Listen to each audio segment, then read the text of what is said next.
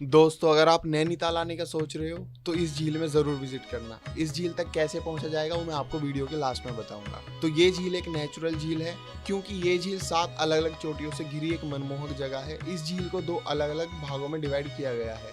पहला है north part, जिसको मल्लीताल बोलते हैं। दूसरा है साउथ पार्ट, जिसको तल्लीताल कहा जाता है। आप यहाँ पर ऊंचे-ऊंचे पहाड़ों का आनंद लेने के लिए और उन्हें देखने के लिए नाव की सवारी भी कर सकते हो, जो आपको इस झील के साथ-साथ ऊंचे-ऊंचे पहाड़ों से भी रूबरू कराएगा। इसके अलावा आप यहाँ के पहाड़ों पर सनसेट के खूबसूरत नज़ारों को देख सकते हैं। नैनीताल झील में घूमने का सही टाइम है सुबह 6 बजे से शाम के 6 बजे तक, और ये झील नैनीताल के तल्लीताल बस स्टैंड से सिर्फ 1 किलोमीटर दूर है, और Tallital bus stand Kathgodam railway station से 25 किलोमीटर दूर है। तो अगली बार आप नैनीताल जा रहे हो तो आपके पास एक लोकेशन है घूमने के लिए। और अगर आपको ये लोकेशन अच्छी लगी तो चैनल को सब्सक्राइब करें, हम आपको ऐसी लोकेशन से रूबरू कराते रहेंगे।